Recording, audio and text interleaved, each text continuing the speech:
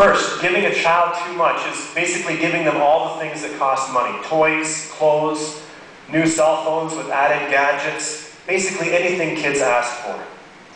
Family Information Services report that parents who give their kids too much set them up for disaster because these kids grow up without having to live with limits. And when they become adults, they become prime pickings for marketers and advertisers because they don't know how to manage their money. They don't know how to put needs in front of wants. In fact, I'd say that behavior will reveal itself in their teen years, even before they become adults. The second overindulging is this phenomenon that's gotten a lot of press on the talk show circuit lately, and that's this over-nurturing parent. And they've got a term for this, which is called helicopter parents. Helicopter parents. Basically, all that says is that helicopter parents are the kind of parents who are kind of hovering above their children. And whenever the kids run the risk of facing a negative consequence for behavior or a decision, mom or dad will swoop down and remove the child from the situation so they never have to suffer the consequences for their behavior or their actions. These kids will grow up blaming others. They'll blame others through their lives because they've always been rescued by mom and dad. And they'll never get to handle consequences of their own. Second type. Now, the third type is soft structure, and that's pretty clear too, isn't it? That's when there's no rules or guidelines in the home. Rules help kids live better with others. And if they don't learn rules about relationships in the safe and supportive context of your home, they will learn them the hard way in the real world.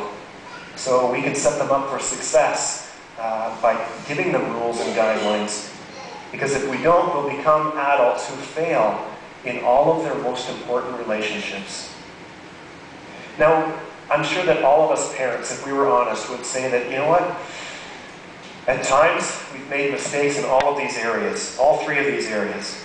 And some of you might be wondering, you know, how can I parent given the parenting that I received as a child in such a way that I don't repeat the same things with my kids? And you might be listening to this, you might be thinking, Daryl, that's a tall order. I mean, who can live up to this standard? None of us really is fit to raise kids the way that you're talking.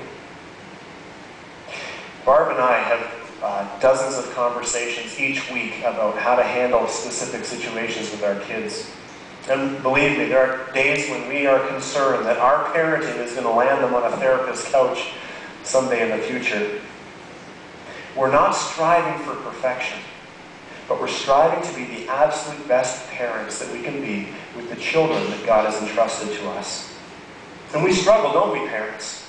We struggle with setting boundaries. We struggle with saying no, not just to our kids, but generally. And why is that? Well, we don't have time to go into all the reasons, but let me just give you what I would consider the two top-of-the-heap reasons. Number one, many parents operate with this belief that to correct a child, to say no, will lower the child's self-esteem. I mean, I want my kids to grow up with a good self-esteem, and if they keep hearing no, if that's the most frequent word of this series that we're looking at that they're going to hear, they're going to grow up with a low self-esteem. And it sounds logical, doesn't it? But these parents might be surprised to discover that the exact opposite is true. According to child psychiatrists, boundaries make a child feel safe and secure. Let's look at life from the perspective of a child. From a child's perspective, life is huge and sometimes overwhelming and sometimes unpredictable. And boundaries are key in making a child's immediate world more secure and more predictable. So consequently, not setting boundaries results in children with low self-esteem. By far the biggest reason that parents don't set boundaries is because their kids won't like them. They fear that their kids won't like them. Think about how you're pressured by your kids to let them eat whatever and whenever they want to eat, to let them wear whatever they want to wear, to let them date whoever and whenever they want. What about all the stuff that they say they need along the way? Mom, I just need this. Dad, everybody else has it. And you can't just bear to see that unhappy face or deal with another argument or temper tantrum. And really, bending the rules on some of this little stuff, it's not going to make that much of a difference, is it? Well, throughout this series, we've been focusing on words that kids need to hear. But here's a word that adults need to hear, and that's this: that your kids will like you even if you say no. Eventually. All right?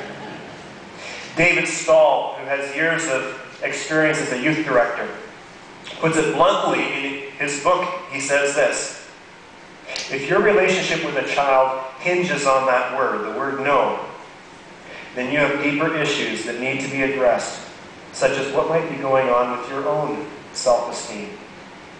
Ouch. Columnist Elizabeth Payne hits on our reality, parents, when she says this: we need to learn to parent in a sea of overindulgence. That's the culture that we live in. The Canadian culture is creating children who are overindulgent. And we can just, like a stick thrown in the Grand River, we can just go with the flow, or we can step out of the river and we can conscientiously decide, is this the best way to raise our kids? Do we really want them to be overindulgent children? And if not, what's the alternative? I vote that we stand on the shore, take a step back, and get some perspective. If you want to read about children who can't hear the word no, Roald Dahl's Charlie and the Chocolate Factory is a lot of fun on a serious subject. All the kids who discovered the golden ticket in their chocolate bar, except for Charlie, of course, because there's got to be a hero in every story, right? But all the kids are overindulged, spoiled brats. First, there's Veruca, who learned that if she yelled long enough and yelled loud enough, her parents would give her whatever she wanted. And then there was Mike TV, whose name kind of suggests his problem. He wanted to watch TV all the time, and when he put a fuss, his parents let him watch TV, and the result is his brain turned to jello. Then there's Augustus, who gets to eat whatever he wants, whenever he wants, and as a result, he's dealing with some high-risk heart situation. And then there's the gum-smacking Violet, who is mean and critical, and she bullies her way to getting her way.